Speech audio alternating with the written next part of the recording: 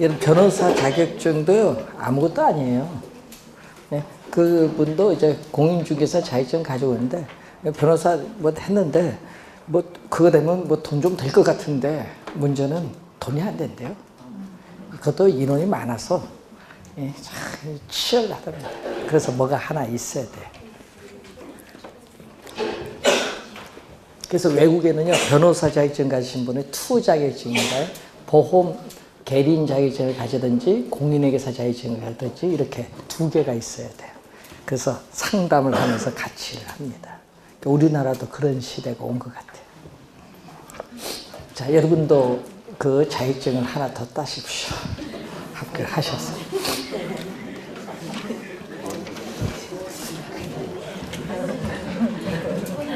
중개사 자격증 따면 다 딸 수 있어요. 여러분 저 민법 시험 중에 객관식 시험 중에서 가장 어려운 시험이 공인중개사라는 걸 아시죠? 그럼 공인중개사 시험이 객관식 시험 중에 가장 어려워요. 사법시험보다 더 어려워요.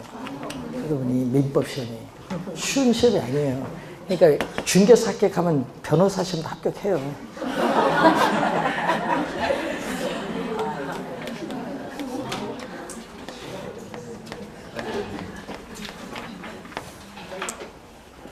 자, 이 탄력성은 이 자극을 주었을 때 그 나타나는 반응이 어느 정도일까 보는데 이 자극을 주는 것을 우리는 가격이고 반응을 나타내는 것은 수요량이나 공급량입니다.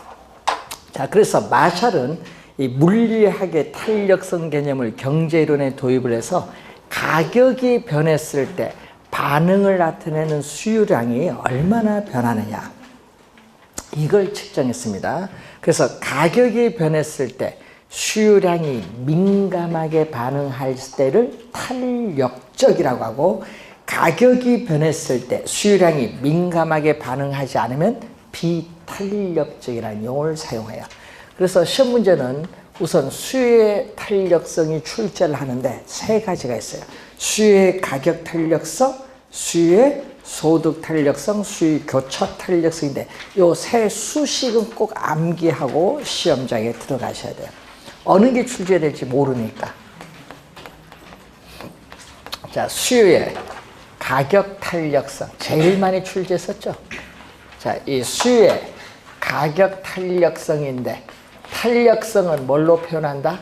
E로 표현하고 가격은 프라이스 P로 표현하는데 문제는 이때 자극을 주는 가격, 여러분 이 자극을 주는 가격은 뭘로 가냐면은 분모로 갑니다. 자극을 주는 가격은 분모로 가고 반응을 나타내는 수요량은 분자로 가면 돼요. 그래서 이 가격의 변화율, 자, 가격의 변화율, 가격이 1% 변했을 때 수요량은 몇 프로 변화하고 있는가 이걸 측정하는 지표가 바로 뭐죠? 수요의 가격 탄력성입니다. 자, 이때 수요의 가격 탄력성은 음수가 아니니까 뭘로? 절대값으로 표현합니다. 자, 만약에 가격의 변동분이 주어졌다. 예를 들어서 우리 아파트 가격이 평당 1,600만 원에서 2,000만 원 오른다. 이런 식으로 변동분이 주어지면은 자, 기준이 되는 원래의 가격을 P라고 보고 가격이 얼마만큼 변동했느냐. 가격의 변동분. 여러분 1,600만 원에서 2,000만 원 오르면 얼마 변동했죠? 400만 원이죠. 그게 여기 들어오면 되죠. 가격의 변동분. 이걸 증분으로 표현하죠. 델타 P 곱하기 얼마? 100을 해주면 뭐가 온다? 퍼센티지가 옵니다. 자, 그리고 수요량의 변화율은 또 기준이 되는 원래의 수요량에서 또 수요량이 또 얼마만큼 변동했느냐. 이 수요량의 변동분. 자, 수요량의 변동분은 델타 Q. 이거는 Q죠. 또 곱하기 100을 해주면은 또 퍼센티지로 가는데 이 100, 100은 서로 약분되니까 이거는 필요가 없죠. 자, 이렇게 쓸 수가 있어요. 이거 변동분이 나오면요, 이 오른쪽 수식을 이용하고 퍼센티지가 나오면은 요걸 이용하는데 이 수식을 이용하는 문제가 거의 대부분. 요거는 딱 한 번 20회 시험에 출제했어요. 그러니까 여러분 요 수식을 거의 이용한다는 걸 염두에 두시고 자, 간단히 우리 보면은 이렇게 출제 한번 했었죠. 자, 여러분 아파트 가격이 5% 하락을 하면은 수요량은 몇 프로? 7% 증가했다. 그럼 얼마죠? 5분의 7이니까 1.4. 21회심 한번 나왔어요. 나누기 할 수 있죠. 근데 여기 전자계산기 누를 때는요, 7 먼저 누르고 나누기 5 해야 돼요. 아니, 이 시험 치다 보니까요, 5부터 누르고 나누기 7 하신 분이 있어요.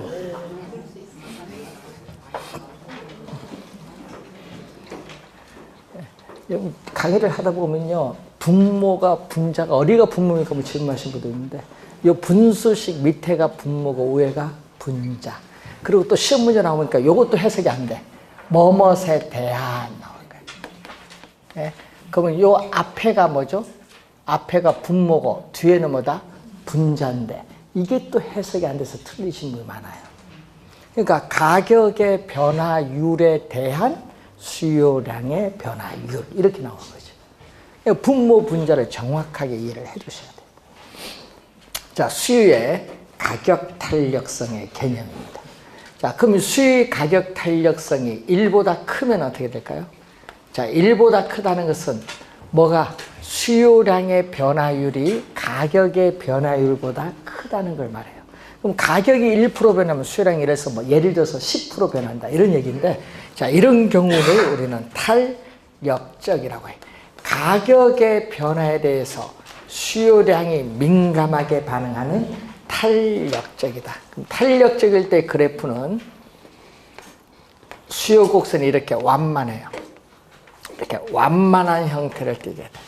자, 예를 들어서 이 A점에서 가격과 수요량이 주어졌는데 가격이 하락을 하면 어떻게 돼? 가격이 약간 하락을 했는데 소비자들은 민감하게 반응해서 수요량을 이렇게 대폭 늘릴 수 있어요. 이런 경우를 탄력적이라고 해요. 완만하면 탄력적입니다.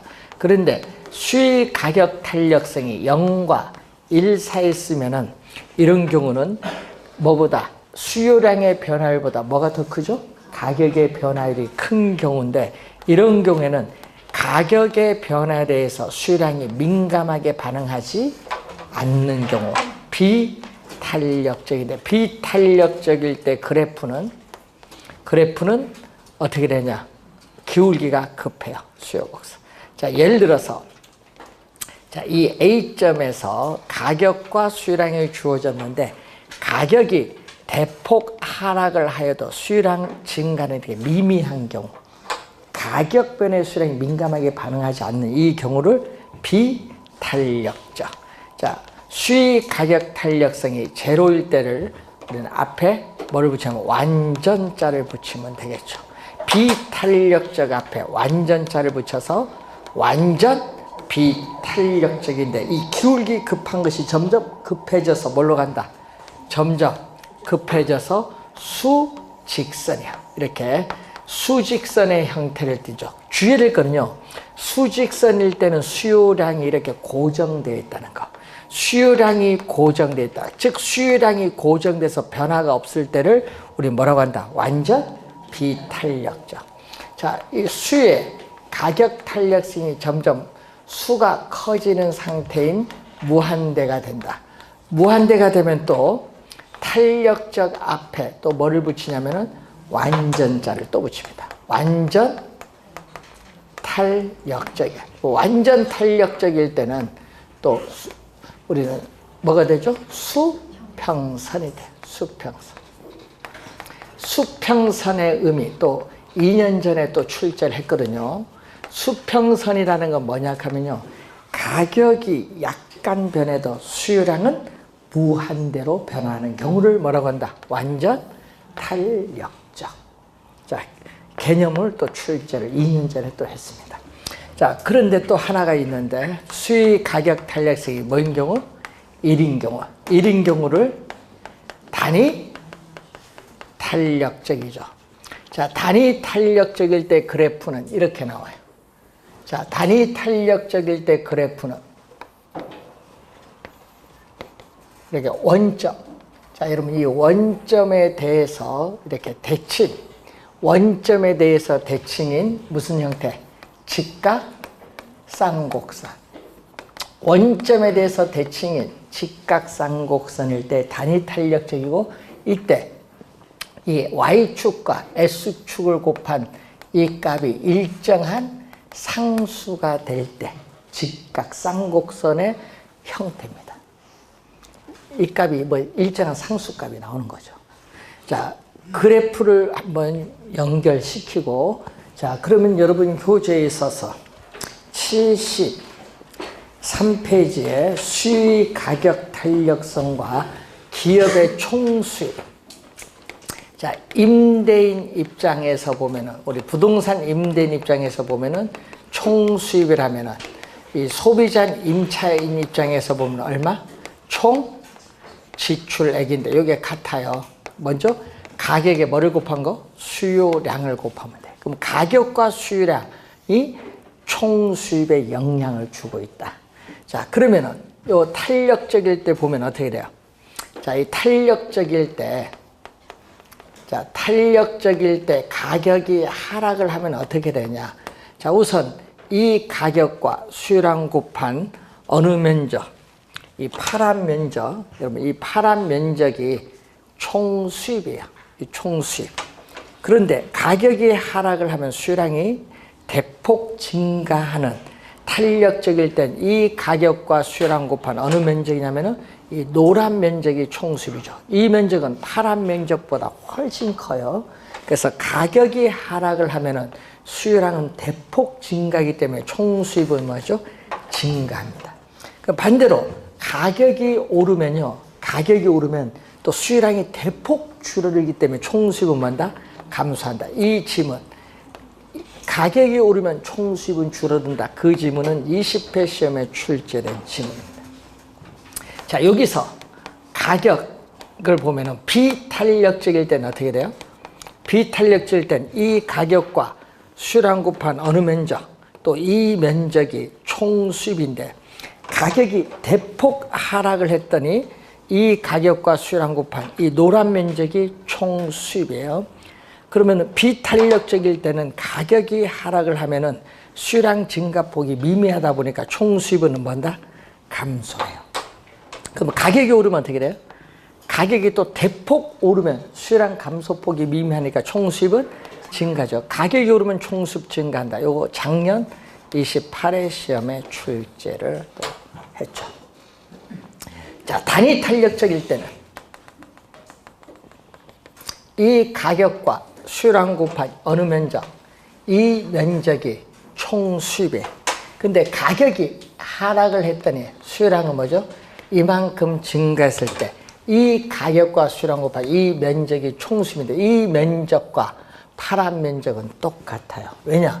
요 총수입이잖아요. 총수입은 일정하기 때문에 변화가 없다. 그래서 단위 탄력적일 때는 가격이 오르든 내리든 가격 변화에 관계없이 총수입은 변화가 없다. 그게 그 표로 설명했습니다. 그걸 여러분 요 그림을 가지고 한번 생각을 해보시면서, 자, 그리고 73페이지에 수의 가격 탄력성을 결정하는 요인이 나오죠. 자, 여러분 수의 가격 탄력성을 결정하는 요인 중에서 가장 중요한 요인 중에 하나가 대체제입니다. 대체제. 요거 4번 출제했거든요. 4번 출제한 용어예요. 대체제가. 이 대체제가 없는 상품보다는 대체제가 있는 상품일수록 수의 가격 탄력성은 이전보다 더 커진다. 더 커진다는 거 뭐예요? 탄력적이 된다. 이 말은 무슨 얘기냐면요, 대체제가 있으면요, 상품 소비에 불만이 있으면 대체제로 바로 이동할 수 있죠. 바로 이동할 수 있으면 탄력적입니다. 자, 두 번째는 상품 가격이 가계의 소득에서 차지하는 비중이 높을수록 소비 지출에 많은 영향을 미치기 때문에 그 상품은 뭐다? 탄력적인 상품이 돼요. 여러분, 요즘 여러분 사용하는 스마트폰, 제가 사용하는 노트북보다 가격이 비싸더라고요. 노트북은 요즘 할인해서 한 7, 80만 원 좋은 거 사는데 기본 100만 원 넘잖아요, 스마트폰. 이게 탄력적 상품이지 뭐. 자, 그리고 또 거기 보면은 일상생활에서의 상품의 중요성인데 가격 변화에 대해서 수요량이 민감하게 반응하지 않는 농산물, 생활 필수품은 비탄력적입니다. 그럼 가격이 폭등을 하든 폭락을 하든 소비에 별로 영향이 없어요. 그런데 사치품이죠. 가격 변화에 대해서 수요량이 민감하게 반응하는 사치품은 탄력적이죠. 가격이 약간 오르면 수요량은 대폭 줄여요. 없어도 생활하는데 관계없으니까. 자, 이 질문은 또 2년 전 정답 물었는데 기간이 짧은 단기보다 기간이 긴 장기로 가면 갈수록 대체제가 나타날 가능성이 많아요. 그러면 탄력적이 돼요. 탄력적. 자, 그리고 용도의 다양성이 있을수록 또 용도의 전환이 쉬면 쉴수록 수요의 가격 탄력성은 이전보다 더 커진다. 탄력적이 됩니다. 자, 특정한 입지 조건을 요구하는 상가, 점포, 공장보다는 또 대체지역이 많은 주거용 부동산, 이 대체지역이 많은 주거용 부동산이 상업용 부동산이나 공업용 부동산보다 훨씬 더 탄력적이다. 그 질문은 23회 시험에 정답이었었죠. 뭐 여러 가지 요인들이 많죠. 전체 부동산에 대한 수요는 비탄력적이에요. 근데 그 전체 부동산에 대한 수요는 비탄력적인데 예를 들어서 용도별로 세분화시킨다. 예를 들어서 주거용 부동산 시장, 상업용 부동산 시장, 공업용 부동산 시장으로 세분하면은 세분화된 시장 내 부동산끼리는 대체가 쉬워요.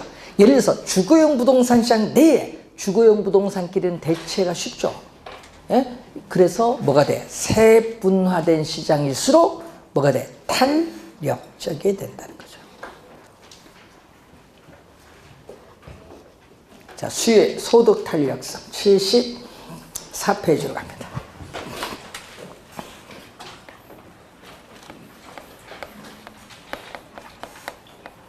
자, 수요의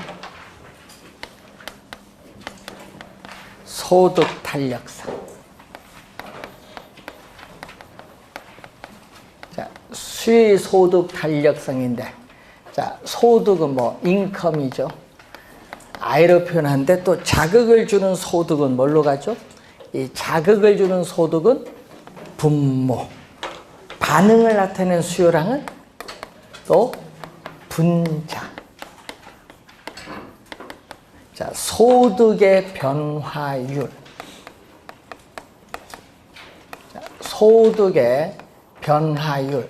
자, 소득이 1% 변했을 때 소비자들의 수요량이 몇 프로 변화하는가 측정하는 지표입니다. 자, 소득이 증가할수록 수요량도 증가하는 상품, 여러분 많이 아까 시간에 배웠죠. 정상제. 소득이 증가할수록 수요량도 증가하는 상품은 정상제인데 화살표가 이렇게 같은 방향으로 변동하면은 플러스니까 0보다 크다. 그래서 수의소득 탄력성이 0보다 크면 정상제. 근데 소득이 증가하는데 오히려 수요량이 줄어드는 상품이 있다. 화살표가 반대로 변동하면 뭐다? 마이너스. 마이너스는 0보다 작아요. 0보다 작은 이 상품을 뭐라고 해? 열등제. 수의소득 탄력성이 0보다 작으면 열등제. 그럼 제로면 소득이 증가해도 수요량 변화, 분자가 제로. 수요량 변화가 없다. 수요량 변화가 없는 상품을 중간재 또는 중립재, 대표적으로 소금, 간장 등을 예를 들어보죠. 그래서 이러면 시험 문제 나올 때 수유의 소득 탄력성이 문제가 나오면은 정상재, 열등재가 떠올라야 돼요.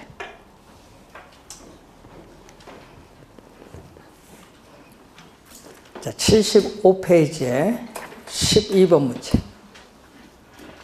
자, A 부동산에 대한 수요의 가격 탄력성과 A 부동산에 대한 수요의 가격 탄력성과 소득 탄력성이 각각 얼마?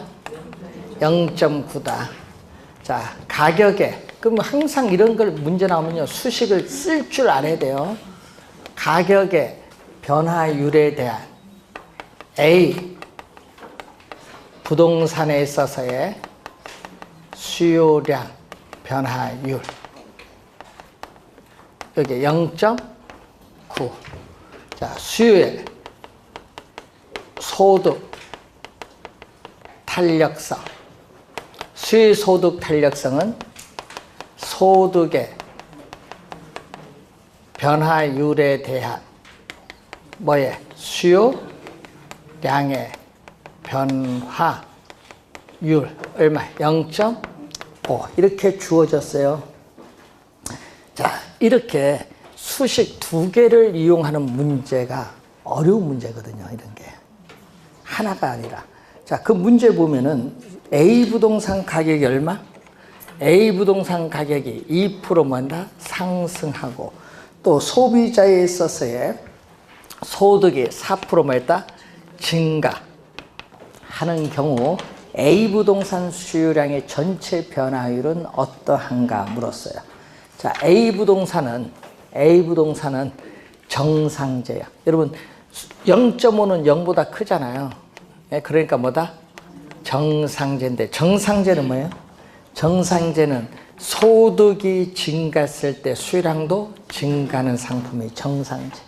그리고 여기는 뭐죠? 가격이 오르면 수요 법칙에 따라 수요량은 뭐한다? 감소합니다. 그럼 첫 번째 수식에서 A 부동산 수요량은 양변에 2% 곱해주니까 얼마? 0.9에 2% 곱해주니까 얼마? 1.8% 뭐한다? 수요량은 감소한다.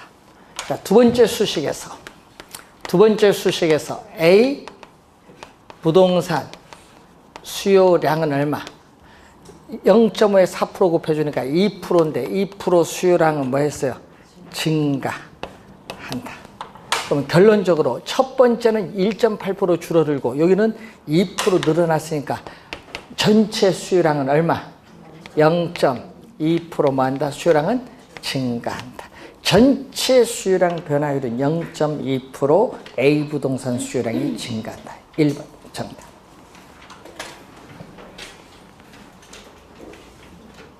이런 문제가 난이도 상이에요.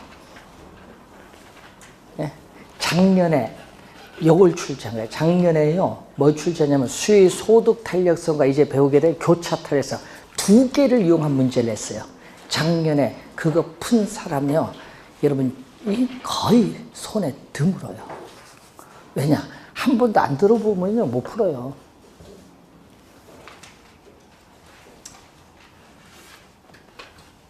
그래서 작년에 어려운 거 나왔으니까 올해는 쉬운 거 나오겠지. 중요한 건 원래 쉬운 거 나오겠죠. 76페이지.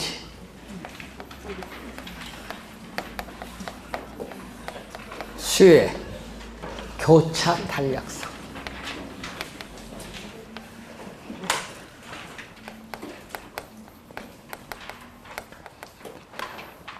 자, 수요의 교차인데 여러분, 교차는요 나오면 상품이 두 개 나와야 돼.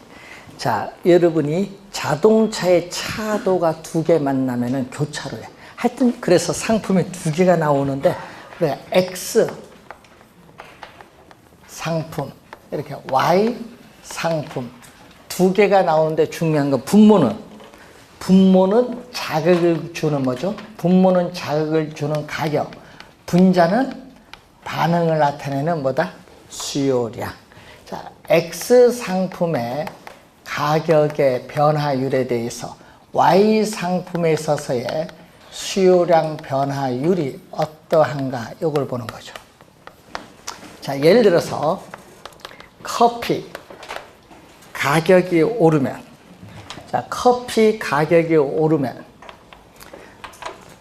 소비자들은 홍차 가격은, 대체 관계에 있는 홍차 가격은 상대적으로 싸요.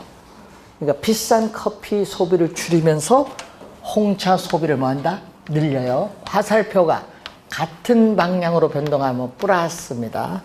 플러스인데 커피, 홍차 두 상품의 관계는 대체 관계에 있는 상품. 그래서 수요 교차 탄력성이 0보다 크면은 두 상품은 대체제 관계에 있어요. 자, 그런데 커피 가격은 올랐는데 수요 법칙에 따라 커피 수요량은 줄어듭니다. 그럼 같이 넣어 마시는 프림 수요도 뭐 한다? 줄어들죠. 화살표가 반대로 변동하면 마이너스. 0보다 작은데 이때 커피, 프림 두 상품의 관계는 서로 보완 관계에 있는 상품이다. 자, 커피 가격이 올라도 우리는 자동차 수요량은 변화가 없다. 제로다. 커피, 자동차는 서로 영향을 미치지 않는, 영향을 주고받지 않는 독립적인 상품. 그래서 여러분 꼭 기억해야 할 것은 수요 교차 탄력성이 시험 문제에 나오면은 대체제와 보완제를 떠올려야 돼요. 대체제, 보완제.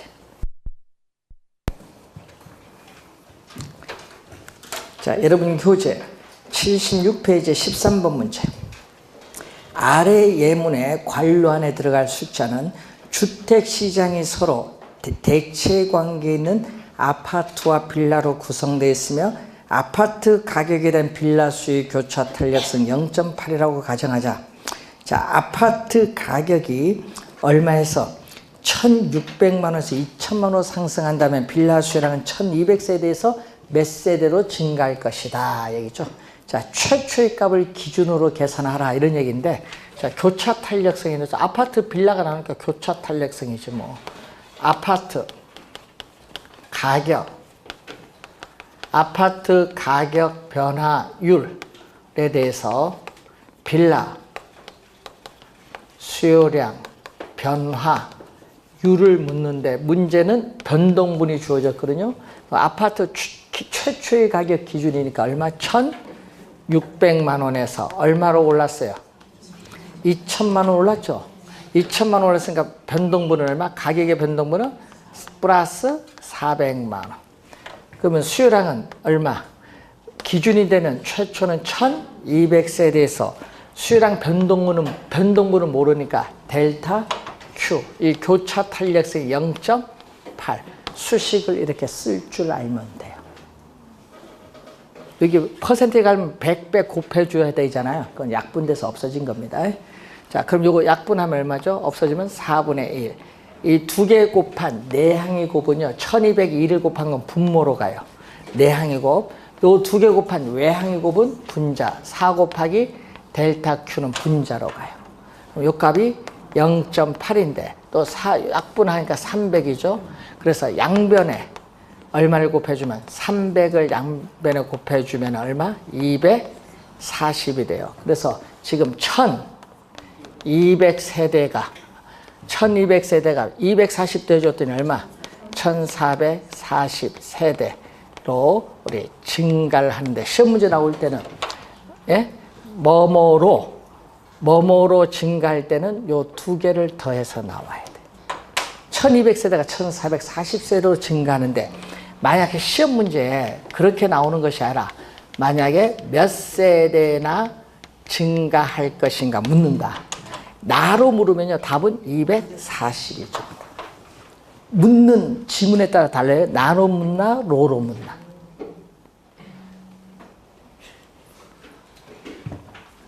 교차 탄력성 개념이 되겠습니다. 77페이지에 14번 문제로 갑니다. A 부동산 가격이 5% 상승했을 때 B 부동산 수요는 10% 증가하고 C 부동산 수요는 5% 감소한다. 자, 상품 두 개 나왔어요. 교차 탄력성 갑니다. 자, A 부동산 가격이에요. 분모는 가격이고 분자는 반응을 나타내는 뭐다? 수요량인데 A, B 따집니다. A, B 따집니다. A는 몇 프로? 5% 상승했을 때 B 부동산 수요 몇 프로? 10% 뭐 했다? 증가했죠. 자, 갑니다. 화살표 변동이 같은 방향으로 변동하면 플러스. 자, 10%를 오로 나누면 얼마? 2. 플러스 2예요. 플러스 2는 0보다 크죠. 그러면 A, B 두 부동산은 서로 어떤 관계? 대체제 관계. 자, 그 다음에 또 A 부동산에 있어서 가격이 5% 올랐는데 C 부동산 수요량이 또 5% 뭐 했다? 감소했어요. 자, 화살표의 변동이 반대로 변동하면 마이너스. 마이너스 값인데 5% 약분하니까 1. 마이너스는 0보다 작죠? 그럼 두 A와 C는 두 상품 무슨 관계? 보완이지. 1번 정답. 하여튼 상품 두 개가 나오면 무슨 거죠? 교차 탄력성.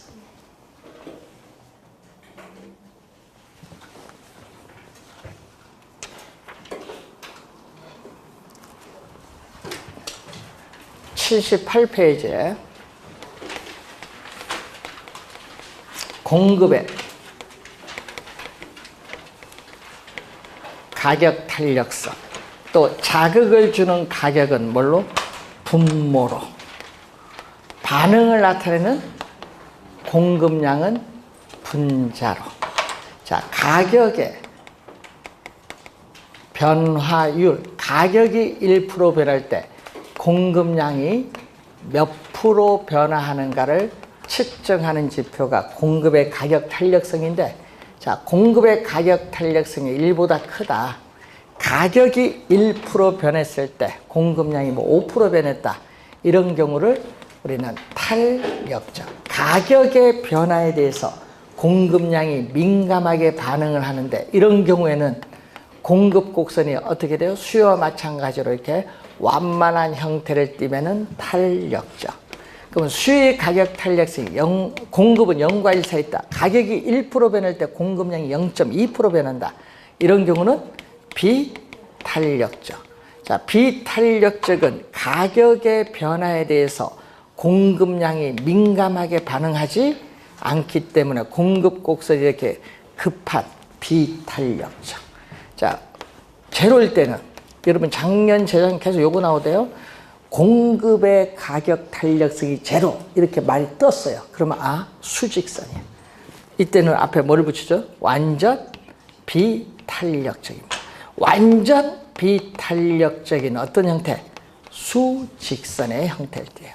수직선이라는 것은 공급량이 뭐가 돼요? 고정되어 있기 때문에 이렇게 수직선의 형태를 띠게 된다. 자, 수직선의 형태를 띠게 될 때 완전 비탄력적. 자, 공급의 가격 탄력성이 무한대일 때를 또 완전 탄력적.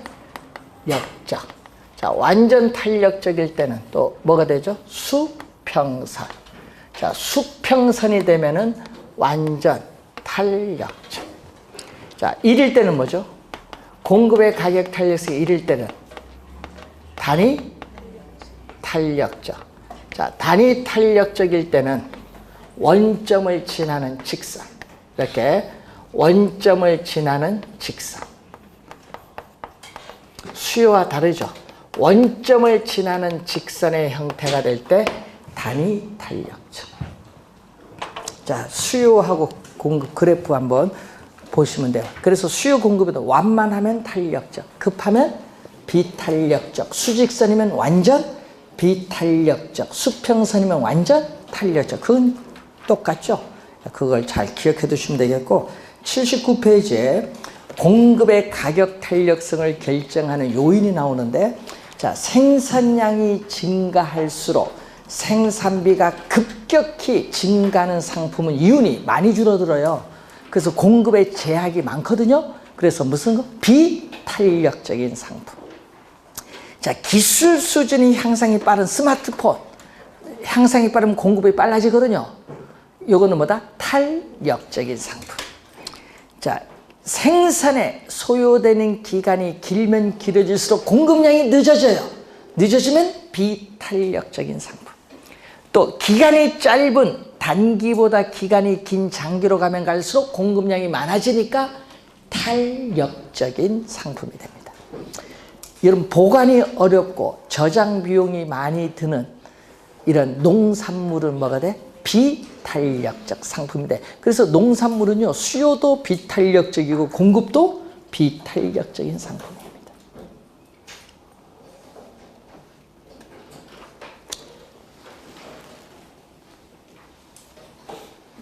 자, 이렇게 해서 탄력성까지 설명하고 그 다음 단원이 균형 가격 결정 그리고 경기 변동이죠. 그래서 다음 주에 우리가 상권 분석 모형까지 해서 우리가 나가도록 하겠습니다. 자, 오늘 수고하셨습니다. 안녕히 가십시오.